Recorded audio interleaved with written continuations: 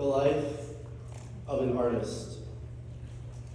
He wakes up, eats his breakfast, and goes to work, immersing himself into the canvas. Paint, pencils, pens, colors, contrast, composition, drafting, sketching, tracing, pacing. One day is not finished until the artist makes something he deems beautiful. He goes home, he goes to sleep, and he repeats this process. These series of days make up the artist's life. Every day is spent raising his masterpiece. His masterpiece is his life. The goal is making something beautiful that reflects a larger picture. If only the world were as pure as art. One night, the artist goes to sleep thinking that the next day spent will be the same as all the rest.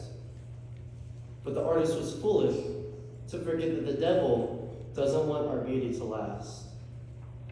The next morning, the artist walks into a scene that leaves him devastatingly empty inside. His masterpiece, that canvas that he had raised into a beautiful and matured artwork, had an X on it. Someone had broken in and painted a big red X on his masterpiece.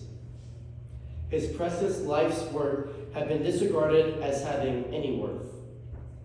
Though it hasn't been thrown away, the painting and everything it stands for has been destroyed. It will never be the same. There's still some beauty to find in the painting, but the red X's effect cannot be undone. No matter how much you try to paint over the X, it will always be there. This feeling that the artist feels of complete devastation at the destruction of his life's work is the same feeling a mother experiences finding out about the rape of her child. The only difference, the feeling that the mother experiences is unbelievably worse than that of the artist. The death penalty for child rapists has been a solution for as long as we have existed to how we can properly punish child rapist crimes that often seem worse than death itself. This answer has always been a solution, but its application has been controversial in recent years. The first evidence of child rape laws can be found in the Bible in Deuteronomy chapter 22, verses 25 through 26, which state, "But if out in the country a man happens to meet a young woman pledged to be married and rapes her, only the man who has done this shall die. Do nothing to the woman. She has committed no sin deserving of death." God makes it clear that the rape of a betrothed virgin woman would result in the death for the rapist. Traveling outside the Bible, that we find the next evidence for child rape laws can be found in ancient Mesopotamia, about 1700 BC, in the Code of Hammurabi, which states that if a man violates a betrothed woman, he shall be put to death. In the times of the ancient Israelites and Mesopotamians, women were married at around 13, meaning raping a betrothed woman would be raping a child. Moving forward, in the Anglo-Saxon era of England, rapists would be castrated as more of an eye for an eye method. But in the later medieval years of England, child rapists would have been publicly executed. This continued all the way to the times of the American colonies in England. When USA gained its independence, many of their laws were adapted straight from the Great Britain Empire, one of those being the legality of the death penalty for child rape. From thenceforth until about the 1970s, the death penalty for all rape became a racial law. Primarily black men were being executed. This led to the temporary extinction of the death penalty, resulting in the decision from the Furman v. Georgia case in 1972. The court reinstated the death penalty in 76 and 77, or in 76, but in 77, the decision of Coker v. Georgia eliminated the use of the death penalty for rape. Despite this, Louisiana passed a statute in 1995 allowing for the death penalty to child rapists, specifically children 12 years or younger. And in 1998, New Orleans native Patrick Kennedy brutally raped his 8-year-old stepdaughter. This was known to mid-raping. It happened on multiple occasions and left the victim permanently wounded. He was tried and deservingly sentenced to the death penalty. Upset with his sentencing, he exercised his right to an appeal, which was then reviewed by the Court of Appeal and then the Louisiana Supreme Court in 2003. The Louisiana court agreed with the original decision that he be sent to death row. Still upset, he appealed to the United States Supreme Court. They accepted his appeal. And in 2008, in a 5-4 decision, the U.S. Supreme Court found the 2003 sentencing to be unconstitutional on the grounds of the 8th Amendment. The court subsequently put a ban on Louisiana and all states' use of the death penalty for child rape. Now, for clarity, a child is legally viewed as someone who is 18 years or younger. But because the 1995 Louisiana statute allowing the death penalty for child rape defines a child as someone 12 years or younger, I will thus be referring to the ages of 12 and younger when referring to a child. We will define rape according to Louisiana law, which defines rape as the act of anal, oral, or vaginal sexual intercourse with a male or female person committed without the person's lawful consent. The Supreme Court's decision in Kennedy v. Louisiana that the death penalty for child rape should be banned is still standing today. The past 25 years have only consisted of long-term imprisonment for child rapists.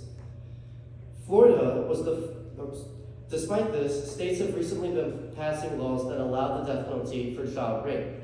Florida was the first state to do so in 2023.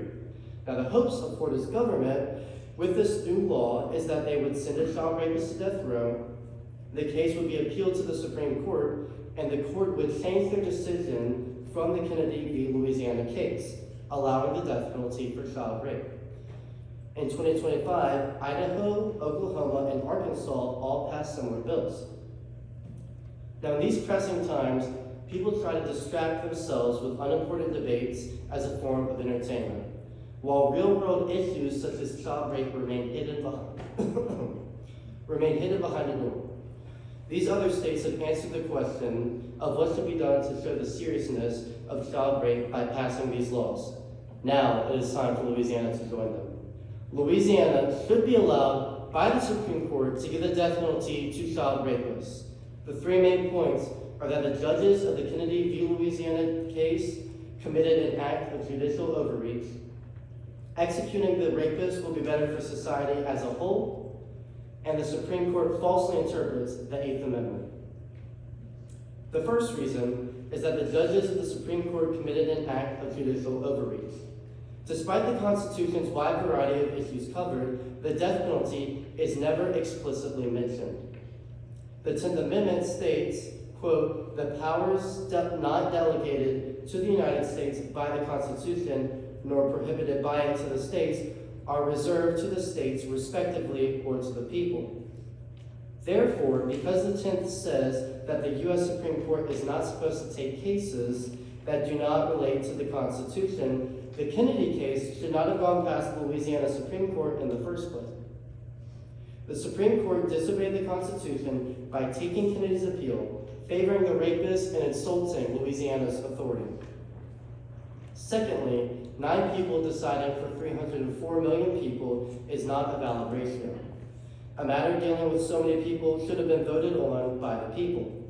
People have predispositions, and thus 9 judges' predispositions toward the death penalty for child rape could have already determined the Kennedy v. Louisiana case. If you examine the individual judges, John Paul Stevens, David Souter, Stephen Breyer, and Ruth Bader Ginsburg all have voiced their opinions and are known to already be against the death penalty. All of those judges voted in favor of the appeal in the 5-4 decision. More so, the people of the states wanted Patrick Kennedy's death. The governor of Louisiana at the time of the Kennedy case, Bobby Jindal, publicly shamed the court's decision.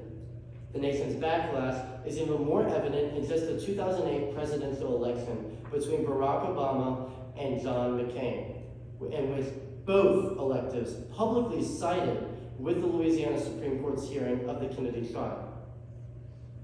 Now, the second reason Louisiana should be allowed by the Supreme Court to give the death penalty to child rapists is that executing the rapist will be better for society as a whole. Sending the rapist to death row would make the communities as a whole feel safer. Families could finally be at rest. Victims, especially because they're young children with a narrow understanding, will be at peace knowing that the monsters who hurt them are no longer out there. In the 1990s, the U.S. felt a rising awareness of child predators, a rise that caused a lot of new laws pertaining to sex offenders to be passed. It was sort of a revival of laws attacking sex offenders. So why did Congress pass laws during a time of more lurking predators in the 90s, but they're currently on a standstill as far as protecting the children of this country? Romans 3:23 states, "For all have sinned and fall short of the glory of God." Man's nature is to sin. That is the truth, and it will never change. With that being stated, why were these laws allowed to be passed in the 90s, but not today? Another practicality that would come through the execution of child rapists is that they would no longer take up space and cause havoc within our prisons. Other inmates are known to specifically target child rapists. Researchers took 8 prisoners who killed inmates convicted for sex abuse crimes and questioned them on their motives. 4 out of the 8 confessed to killing them out of a strong desire for revenge against sex offenders, and they believed their murder was justified. Sending child rapists to death row will prevent prison violence such as that. Last point to the practical side of the child rape death penalty is that it would undoubtedly eliminate repeat offenders. According to data collected by the Bureau of Justice Statistics, out of 30 states, there were 401,000 prisoners released in 2005. Of the rape and sexual assault offenders released, 7.7% were repeat offenders within a 9-year span. Though they're not all child rapists, a good bit of that 7.7 includes them. The thought alone that a child rapist could have a second chance to hurt a child is just unbearable. Executing these rapists will eliminate repeat offenders. The final reason why Louisiana should be allowed by the Supreme Court to give the death penalty to child rapists is that the United States Supreme Court's case, Kennedy v. Louisiana, falsely interprets the 8th Amendment. The 8th reads as follows, quote, "Excessive bail shall not be required, nor excessive fines imposed, nor cruel and unusual punishments inflicted," end quote. Cruel and unusual punishments inflicted. This is the part in question.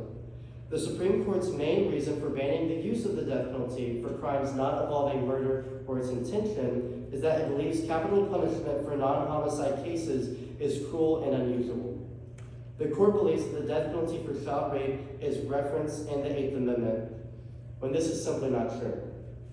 The definition of cruel and unusual used by the court contradicts what the Founding Fathers would have said. The National Constitution Center website gives a good overview of what the original interpretation of cruel and unusual punishment was, saying, "The cruel and unusual punishments clause clearly prohibits barbaric methods of punishment. If the federal government tried to bring back the rack or thumbscrews or gibbets as instruments of punishments, such efforts would pretty clearly violate the 8th Amendment." Nations before the U.S.'s independence were subject to cruelty. Their punishments wouldn't fit the category of cruel and unusual that is used today.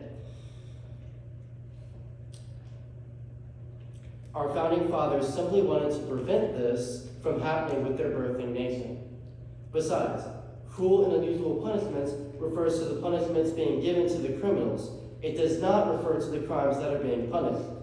If the U.S. Supreme Court sees the death penalty as being valid under the 8th Amendment for murder, then the 8th Amendment does not limit what crimes it can be used for. If the 8th read something like, "Punishments given must be fair related to their crimes," then an argument could be made that child rape deserving the death penalty does pertain to the eighth. But no, the eighth only references the punishments themselves, not the crimes relating to them.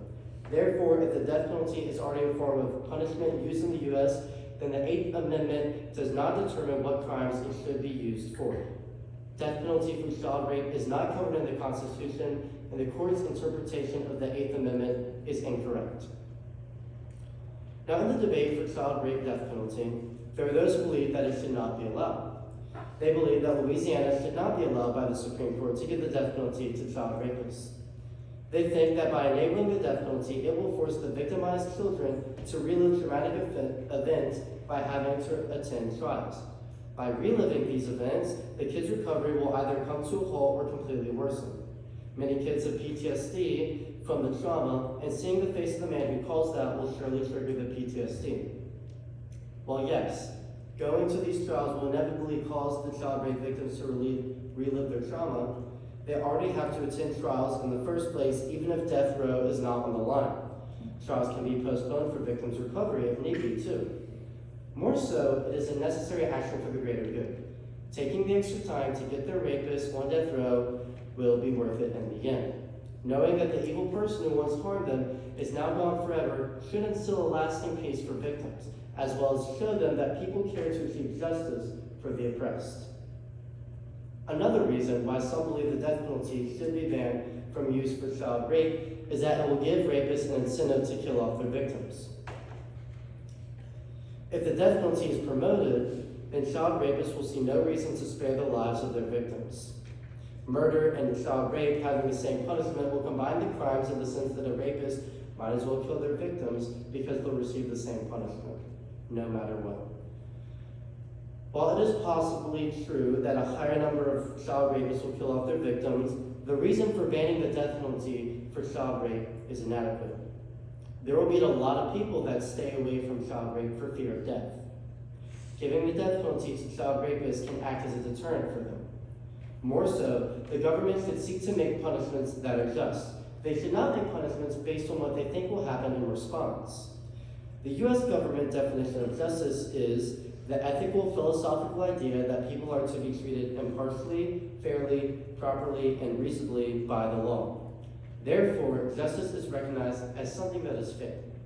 When a person is harmed or done wrong, then that person needs to receive compensation proportional to the harm that was being done to them. The government would be disobeying itself if it were to give out punishments based on what might happen. Rather, punishments for crimes should be made fair relating to the crime itself. In conclusion, Louisiana should be allowed by the Supreme Court to give the death penalty to child rapists because the judges committed an act of judicial overreach in the Kennedy v. Louisiana case. Executing the rapist will be better for society as a whole, and the Kennedy case has significant contradictions. Imagine being the parent of an 8-year-old girl. It's a Sunday afternoon. You just wrapped up church and your family and friends are over at your house for barbecue and football. Your daughter comes up and asks if she can walk down to the neighbor's house. Focused on the game, you quickly tell her it's fine so that she'll stop distracting you. This is the moment that you look back the rest of your life regretting. An hour later, you ask around trying to see where your daughter is. You check the house inside and out, no sign. Your neighbor's house, no sign. All throughout the neighborhood, no sign. Sirens wailing down the streets, hearts pounding faster and faster, tears flooding every room. 3 weeks later, she has recovered from an abandoned apartment building where a previously convicted child rapist had been living. She had been kidnapped and raped by a 50-year-old man. Your daughter is alive, but she is not the same. And you aren't sure if she ever will be. The next several months can be summed up in 2 words: hospital and court. Months in the hospital, permanent wounds. Months in the courtroom, permanent trauma. Wounds in places where no scars should exist. Recovery will be the rest of your daughter's life.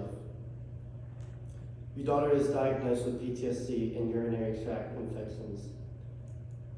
The daughter's rapist painted a big red X over her, not only insulting the rights of the innocent, but disregarding her life entirely. Though there is still the same child of God under that red X, she will never be the same. Rapists don't always take the lives of their victims, but they do take the life out of them. And after all those months in trial and in the hospital, the man who burned your child's innocence is only given 30 years in jail. That is an act of injustice. Giving child rapists the death penalty will ensure no such injustice shall ever happen again.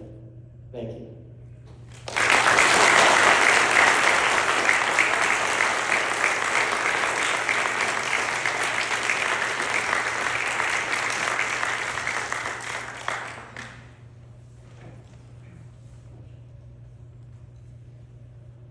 We will now begin our thesis defense. Sam, are you ready for your first question? Can I have a drink of water real quick? Of course. Time.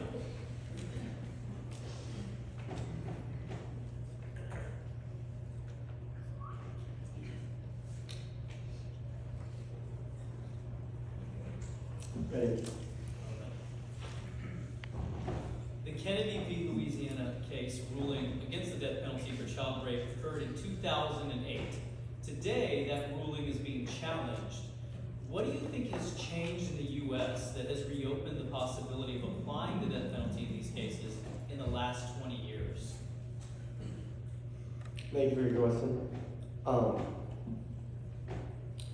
I would say you could argue a lot of reasons on why the U.S. has changed to a time where the child rape death penalty might be reconsidered. I would simply argue that the times have not changed, other than specific members of the Supreme Court have come and gone. There haven't been any major cases or movements or even nationwide stories that might alter people's minds about the child rape death penalty. I believe we're seeing the same people fighting for the death penalty for child rape as we saw during the time of the Kennedy case. All right, now we're going to have to go into politics a little bit here. As previously mentioned, Florida, Idaho, Arkansas, Oklahoma all passed laws allowing for the death penalty for child rape. I didn't mention this, but Alabama, South Carolina, Missouri, South Dakota, Mississippi, New Mexico, and Virginia. And there might be one more that just recently came out of the news. But all of these states are also proposing similar bills, although the laws haven't been passed, allowing death penalty for child rape. And all of these states are primarily Republican and have been for a long time, other than Virginia and New Mexico, although Virginia has a Republican governor right now. That explains them. Anyways, as I previously mentioned, the hopes of Florida when they were the first state that passed this new law is that the same ban exists from the Supreme Court banning the death penalty for child rape. It doesn't stop states from passing laws allowing it though. So the hope of them is that these laws, they'd have a child rapist who they condemn to the death penalty. He would be sent to the death penalty. He would appeal. It would go to the Supreme Court, and now with a new Supreme Court, they might change their decision that they made in the Kennedy trial. They might now say, okay, we think the death penalty for child rape is okay. Anyway, so why now? Well, let's say they did it in 2010. Let's say Florida passed a law for this in 2010. It's just very soon, and the Kennedy case is still in the Supreme Court's mind. They're not going to change their decision. It's too soon. Since then, we've had 6 Supreme Court judges leave. 4 of those 6 were the 4 that I mentioned as having predispositions against the death penalty: Stephen Breyer, Paul John Stevens, something like that, Ruth Bader Ginsburg, and Souter, David Souter. is it it? Yes, sir. I Yeah. think so. All of them who have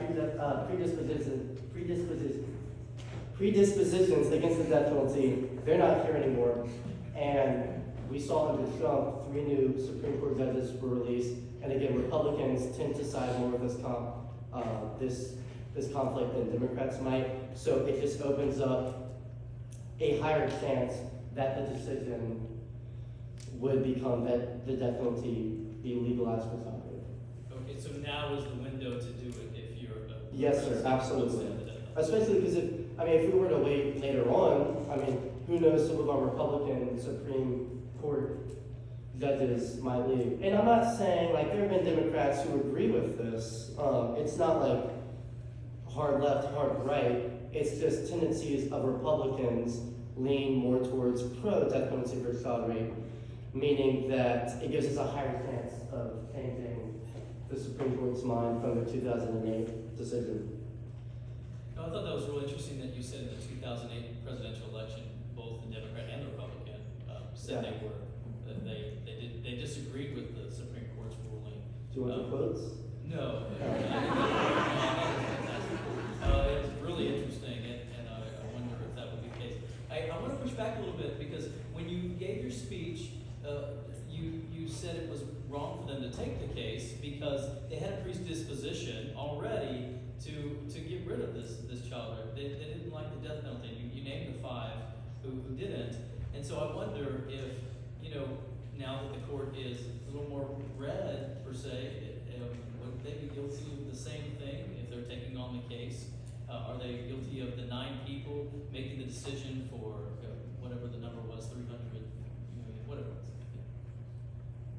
What do you think? Would that be hypocritical for the Supreme Court to take the case on should it come in the next year or 2? Would it be hypocritical? For them to decide which cases, they get to decide which cases they're going to pick up. The Supreme Court can decide that. They decided in 2008 to pick up the course Yes, with a predisposition, and you criticized that. Yeah, thank you for the question. I would say is it hypocritical? Well, I'd say no, because, can you restate your question, please? Sorry. Yeah, it's a little complex, but you were criticizing that in 2008, they took up the case, and they probably knew how they were going to vote ahead of time, and so maybe that. Am I misunderstanding? No, yes, sir. Okay, so if they did it now, as possibly knowing that they would overturn it, does that cause any problems? Do you have any problems with them doing that? Well, I would think how it should legally go would be that, again, Florida passed the law in 2023 allowing for the death penalty to child rape victims. Now, if someone is sentenced to the death penalty, they're just going to appeal and it's going to go to the Supreme Court. That Supreme Court's going to probably choose to either knock it down or they're going to change their decision. I would say that legally how it should go would, if Florida sentences someone to the death penalty under their new law, that person receives the death penalty. Because as I've stated, the Supreme Court should not take a case that does not have to do with the Constitution, and it doesn't have to do with the Constitution because they think it does because of the 8th Amendment. I explained how it does not. So, to be honest, I don't think, even if the court would change its mind, I don't think they should take it. I think the death penalty should be applied. Now, it's really confusing. I get it. It took me a while to grasp. But I think it lies in the fact that if the court were to take it, if they were to change the decision, that's great. But it's still technically, I wouldn't say legally correct for them to do so. I would say the correct way to do it would be that the Florida's law just gets directly applied to the child rapist and the court cannot intervene. You would say Florida should have the ability to do that as well as Louisiana? Yes, it is the state's right to govern over laws that, it's not the Supreme Court's right to take laws that aren't mentioned in the Constitution. So I think that the farthest it should go is the Florida Supreme Court. Good answer. Okay, great.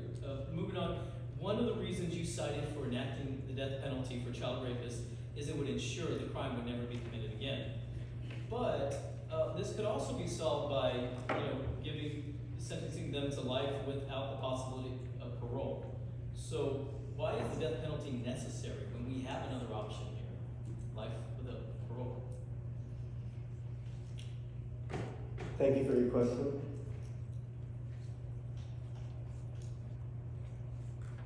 I have a second to review my notes. Yes.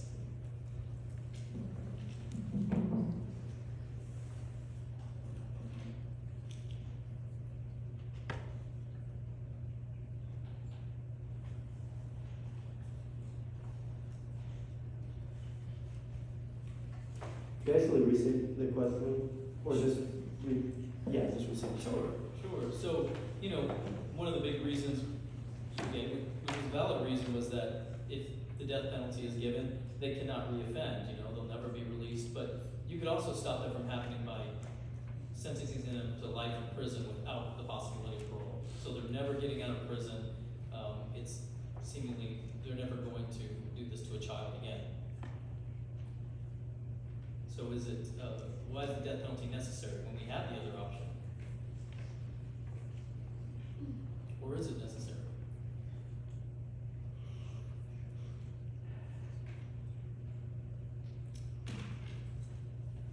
I would say that, yes, sentencing them to life without parole, yes, it would also cause for no repeat offenders.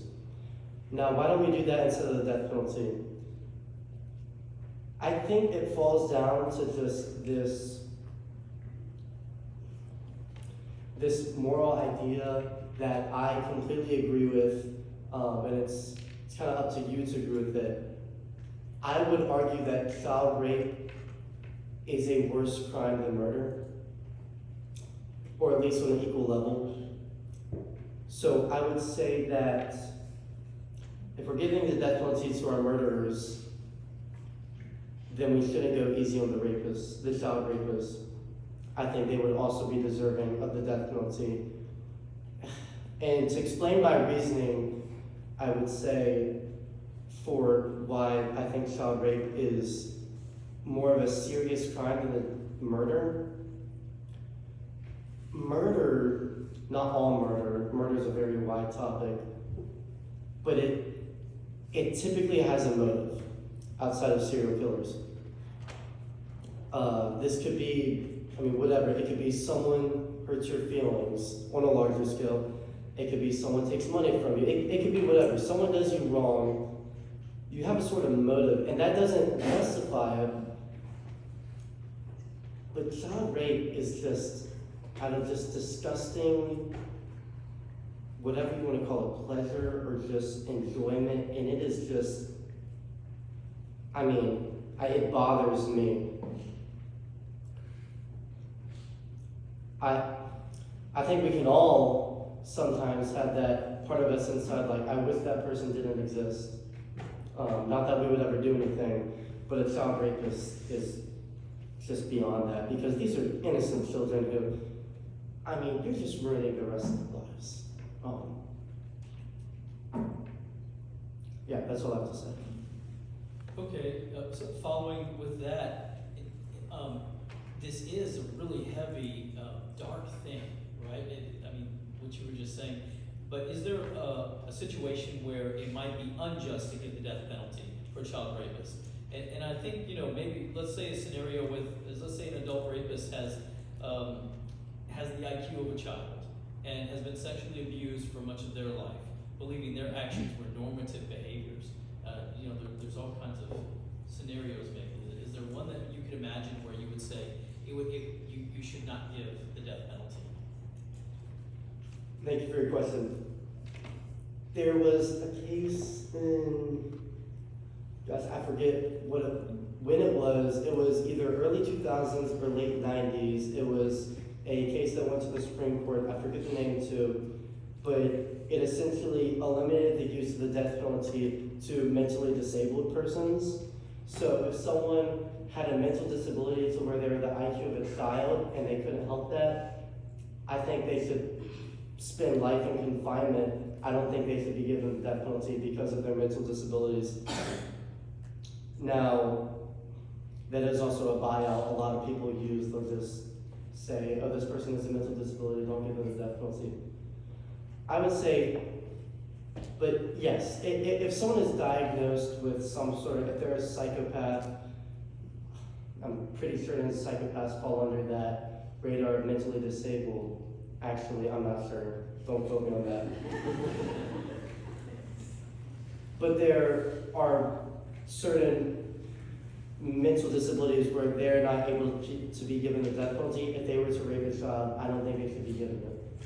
Okay, I appreciate the nuance. It's tricky to talk about these things and figure that out. Last question.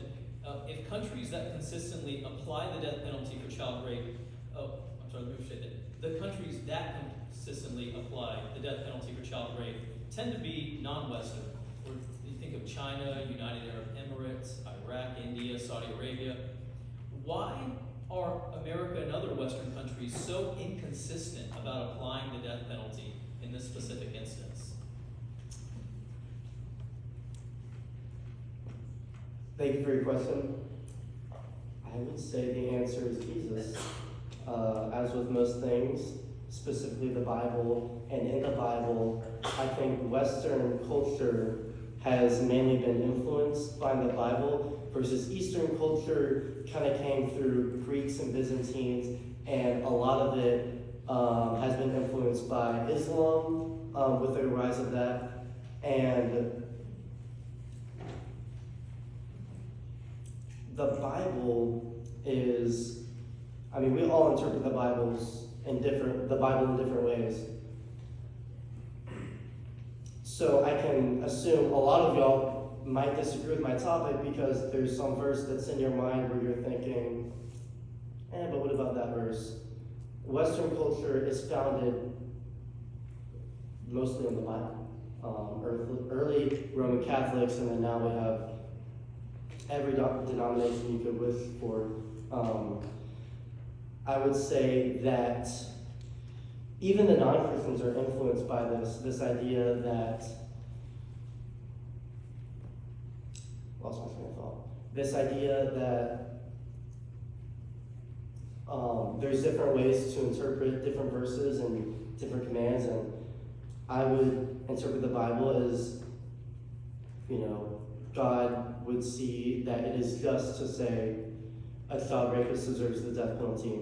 Meanwhile, my brother over here might disagree with me, and that has always been a debate throughout Western culture, and it's come to today where even the non-Christians have been affected by this. Non-believers are affected by, I think Christianity invented morality. If you look at the first humans, they were followers of God. God gave them virtues and God gave them morals. And I think that any non-believer that is sprouted from Adam and Eve, their definition of morals comes from God, essentially, even if they say that's not true. So I would say the same goes with Christians and non-believers in the Western culture, that there's different ways to interpret the Bible. People are going to interpret it in different ways, and thus many people disagree with the death penalty for child rape. Thank you, Sam. This concludes our thesis.